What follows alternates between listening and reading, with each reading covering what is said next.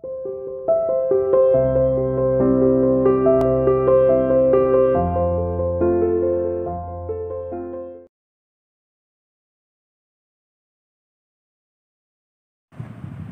morning students, welcome to online class of Sierra International School. So let's continue our topic, that is trigonometric identities. 8.1 के हमने 5 questions कर लिए थे. Now the 6th question is whether if angle A is equals to angle B. If angle A and angle B are two acute angles. A और B हमारे पास दो acute angles given है such that cos A किसके equal है cos B. Then we have to show that कि angle A और angle B आपस में कैसे होने चाहिए equal. ठीक है, तो देखो सबसे पहली बात तो ये क्लियर हो गया कि यहाँ पे cos आ रहा है, मतलब ट्रिग्नोमेट्रिक रेशियो आ रहे हैं. तो ट्रायंगल कौन सा लेके चलेंगे हम? Right angle triangle. ठीक, हमने एक राइट एंगल ट्रायंगल कंसीडर करा. ठीक है, अब इसमें ध्यान ये रखोगे कि A और B कैसे एंगल है? एक्यूट एंगल, मतलब लेस देन 90 डिग्री. तो ये वाला एंगल और ये एंगल कौन से हो गए? A और B. और जो 90 डिग्री का एंगल है वो कितना हो गया हमारे पास? Angle C. इतना क्लियर हुआ? ठीक है, नेमिंग बिल्कुल ध्यान से, क्योंकि एक्यूट एंगल्स कौन कौन से गिवन है? A और B. तो जो 90 डिग्री का एंगल है वो कौन सा रह गया हमारे पास? C. ठीक है, यहाँ तक. अब देखो इन ट्रायंगल ABC ट्रायंगल के अंदर हमारे पास गिवन क्या है? cos A is equals to cos B. ये गिवन है. ठीक, अब हमने जो रिलेशन अपना रीड किया था वो क्या था? PBP. यहाँ पे कितना था? साइन, cos और tan. ठीक है, तो cos किसके इक्वल होता है? Base upon hypotenuse. ठीक, अब देखो एंगल A के लिए परपेंडिकुलर क्या होगा? इसके सामने वाली साइड, मतलब BC क्या होगी? परपेंडिकुलर. हाइपोटेन्यूज 90 के सामने वाली साइड मतलब AB. ठीक है, तो A के लिए बेस क्या हो गया हमारे पास? AC. क्लियर? तो AC डिवाइड बाय, और हाइपोटेन्यूज क्या है? AB. ज़्यादा क्लियर हुआ? इज अपॉन में AB इज इक्वल्स टू किसके इक्वल है? cos B के इक्वल है. अब देखो B के लिए बेस क्या है? सामने वाला परपेंडिकुलर, ये हाइपोटेन्यूज. तो बेस कितना हो गया? BC और हाइपोटेन्यूज बाई अपनी क्या? AB. क्लियर? ठीक है, इक्वालिटी आ रही है. AB से AB cancel, this implies AC is equals to BC. हमने क्या शो कर दिया कि ये साइड और ये साइड आपस में कैसी है? इक्वल. ठीक, अब देखो हमें पता है कि angle opposite to equal sides कैसे होते हैं? इक्वल. मतलब अगर दो साइड्स हमारे पास इक्वल हैं तो उनके अपोजिट जो एंगल होंगे वो भी क्या होंगे? Equal. Angle opposite to equal sides are equal. अगर दो साइड इक्वल हैं तो उनके अपोजिट एंगल्स भी कैसे होंगे? इक्वल. अब देखो AC के अपोजिट एंगल कौन सा हो गया? B. और BC के अपोजिट एंगल कौन सा हो गया? A. This implies angle B is equals to angle A. या फिर हम क्या कह सकते हैं? Angle A is equals to angle B. यही हमें प्रूव करना था. ठीक है, अब देखिए 7th क्वेश्चन कहता है if cot theta is equals to 7/8 evaluate this value और दिस. ठीक, अब देखो इस टाइप के क्वेश्चंस में आपको क्या करना है? बिल्कुल सिंपल से क्वेश्चंस हैं, आगे वाले 3 पार्ट भी इसी पे डिपेंड है. ठीक है, तो एक क्वेश्चन से कर लेते हैं. अब हमारे पास गिवन है एक ट्रिग्नोमेट्रिक रेशियो की वैल्यू गिवन है कितनी? 7/8, और आपको इसकी वैल्यू निकालनी है. ठीक, तो बिल्कुल सिंपल सा है, आप इसकी हेल्प से जो ट्रिग्नोमेट्रिक रेशियो यहाँ पे यूज हो रहे हैं उनकी वैल्यूज फाइंड आउट कर लो. जैसे क्या चाहिए तो हमें? साइन थीटा, और क्या चाहिए हमें? Cos theta. ठीक है, तो अब देखो as cot theta is equals to 7/8. ठीक है, तो ट्रायंगल क्या लेंगे भाई अपना? Right angle triangle ABC. Theta को हम 90 नहीं देंगे, एंगल B कितना हो गया? 90. थीटा आप A और C किसी को भी नाम दे सकते हैं, हमने एंगल C को नाम दे दिया थीटा. इतना काम समझ में आया? ठीक है, अब देखो cot थीटा किसके इक्वल था? Base upon perpendicular. तो C के लिए, थीटा के लिए बेस क्या है? BC. परपेंडिकुलर क्या है? AB is equals to 7/8. इतना काम क्लियर हुआ? ठीक है, अब यहाँ पे हमारे पास रेशो की वैल्यू आई है, तो हम क्या कर सकते हैं? Let common multiple B. जब भी रेशो आए तो हम डायरेक्ट वैल्यू नहीं निकाल सकते, हमारे पास एक कॉमन मल्टीपल रहेगा. वो क्या मान लिया हमने? K, जिसकी हेल्प से BC की वैल्यू कितनी आ गई? 7K, और AB की वैल्यू कितनी आ गई हमारे पास? 8K. कितना क्लियर हुआ? BC आ गया 7K, AB आ गया 8K. ठीक, अब बाकी वैल्यूज निकालने के लिए हमारे पास देखो BC की वैल्यू कितनी आ गई? 7K. AB की वैल्यू कितनी आ गई? 8K. ट्रायंगल की थर्ड साइड पे फाइंड करनी पड़ेगी. ट्रायंगल की थर्ड साइड हम कैसे फाइंड करेंगे? बाय यूजिंग, वही अपना बिल्कुल सेम काम है, बाय यूजिंग पाइथागोरस. पाइथागोरस के according AB square plus BC square is equals to AC square, ये रहेगा। अब देखो AB की वैल्यू कितनी है 8K, तो 8K का स्क्वायर कितना हो गया 64K square plus BC square, BC की वैल्यू कितनी है 7K, तो BC स्क्वायर कितना हो गया 49K square is equals to AC square. ठीक है, इनको ऐड करा तो ये हो गया 113K square is equals to AC square. तो AC की वैल्यू आ गई हमारे पास √113K। इतना क्लियर हुआ? ठीक है, तीनों साइड की वैल्यू आ चुकी है हमारे पास। अब बस आपको ये ध्यान रखना है कि जो हमें वैल्यू फाइंड करनी है वहाँ पे कौन कौन से ट्रिग्नोमेट्रिक रेशियो यूज हो रहे हैं। एक तो क्या यूज हो रहा है हमारे पास साइन थीटा। ठीक, साइन थीटा किसके इक्वल P/H। थीटा के लिए परपेंडिकुलर कौन है AB, हाइपोटेन्यूज कौन है AC, मतलब क्या बनेगा AB/AC। AB की वैल्यू कितनी है 8K, AC की वैल्यू कितनी है √113K, K से K कैंसिल, कितना आ गया 8/√113। ठीक है सर।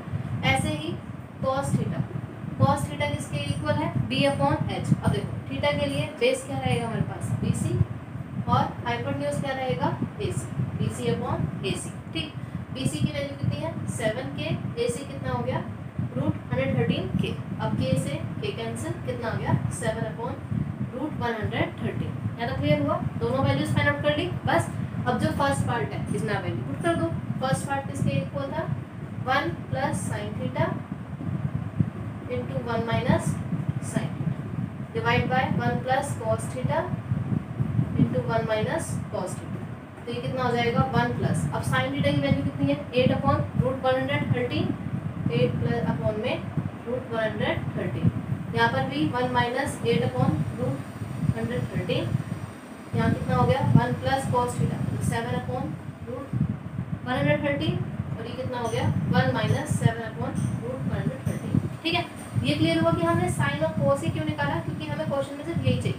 ठीक है अंदर, अब इसको सॉल्व कर लो। यहाँ देखो क्या बन रहा है A plus B into A minus B बन रहा है यहाँ पे, तो A square minus B square, ये हो जाएगा 1 का स्क्वायर 1 माइनस 8/√113 का स्क्वायर, तो कितना हो गया 64 डिवाइड बाय 113। ये भी A plus B into A minus B, तो ये हो गया A square minus B square, ये हो गया 49 डिवाइड बाय 113। ठीक है, एलसीएम ले लो, कितना आ गया 113 माइनस 64 दैट विल बी 49, और ये कितना हो गया 113 माइनस 49 दैट विल बी 64। या तो क्लियर हुआ? ये दोनों कैंसिल, किया आ गया 49/64, ये आपका आंसर आ गया। ठीक है, फर्स्ट पार्ट हुआ। ऐसे ही सेकंड पार्ट में क्या फाइंड करना है cot स्क्वायर थीटा। तो बिल्कुल सिंपल है, मतलब cot थीटा का स्क्वायर करना है। अब cot थीटा की वैल्यू कितनी है 7/8, तो कितना हो जाएगा 7/8 का होल स्क्वायर, कितना आंसर आ गया 49/64। This is your second answer. ठीक है, जितने भी इस टाइप के क्वेश्चन आते हैं कि आपके पास एक वैल्यू गिवन है और बाकी वैल्यूज आपको फाइंड आउट करनी है। ठीक, तो बिल्कुल सिंपल सा है, क्या करोगे यहाँ देख लो कि हमें कौन कौन से ट्रिग्नोमेट्रिक रेशियो की रिक्वायरमेंट है, साइन और कॉस चाहिए। ठीक है, तो इसकी हेल्प से पहले मैंने साइन और कॉस की वैल्यू फाइंड आउट कर ली। ठीक, फिर उसके बाद ये वैल्यू कंप्यूट कर दी अपने जो हमें क्वेश्चन में रिक्वायर्ड था, and you will get the answer. ठीक, अब देखिए 10th क्वेश्चन थोड़ा सा अलग है, बाकी भाई इतना सेम ही काम है। कह रहा है in triangle PQR right angle at Q, triangle given है हमारे पास PQR। ये हमने राइट एंगल ट्रायंगल बना लिया, और ये ध्यान देना राइट एंगल अगर गिवन है तो आप वही बनाओगे। कहाँ गिवन है Q, मतलब Q कितना है 90 डिग्री, ट्रायंगल हो गया PQR। ठीक है, अब देखो PQ की वैल्यू कितनी है यहाँ पे 5 सेंटीमीटर, ये गिवन है। और हमारे पास क्या गिवन है कि PR plus QR is equals to 25। ये ध्यान देना है कि यहाँ पे PR प्लस QR मतलब दो साइड का सम दे रखा है कितना हमारे पास 25, और एक साइड गिवन है 5 सेंटीमीटर। ठीक है, तो हमने सपोज कर लिया let PR is equals to x, एक साइड को हमने x सपोज कर लिया, PR की वैल्यू हमने x सपोज कर ली। ठीक है, तो यहाँ से QR की वैल्यू कितनी हो जाएगी, देखो PR था उसकी जगह पे x plus QR is equals to 25, तो QR की वैल्यू कितनी आ गई 25 माइनस x। इतना क्लियर हो गया, तीनों साइड से आ गया हमारे पास। ठीक है, अब मेन क्या है, हमें हर एक साइड की वैल्यू पता होनी चाहिए। ठीक है, फिर तो हमसे जो कुछ हम फाइंड आउट कर सकते हैं आराम से। ठीक है, तो हर एक साइड की वैल्यू फाइंड आउट करने के लिए मेरे को यहाँ पे x की वैल्यू पता होनी चाहिए। ठीक, अब x की वैल्यू फाइंड आउट करने के लिए आप ध्यान ये दो कि आप कौन सी प्रॉपर्टी अप्लाई कर सकते हो। हमें क्या समझ में आ रहा है, ट्राइंगल कैसा है, राइट एंगल ट्राइंगल है, तो हम कौन सी प्रॉपर्टी अप्लाई कर सकते हैं, पाइथागोरस, बस तो सिंपल बाय यूजिंग पाइथागोरस।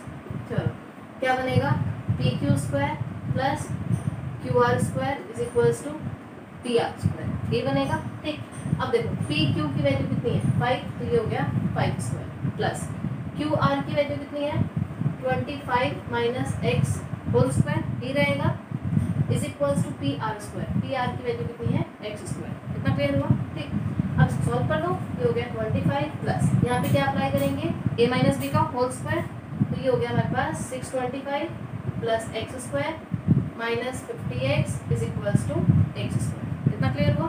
ठीक, अब एक्स स्क्वायर से एक्स स्क्वायर कैंसिल, ये कितना हो गया हमारे पास 650 इज इक्वल्स टू 50x, लिख सकते हैं इसको।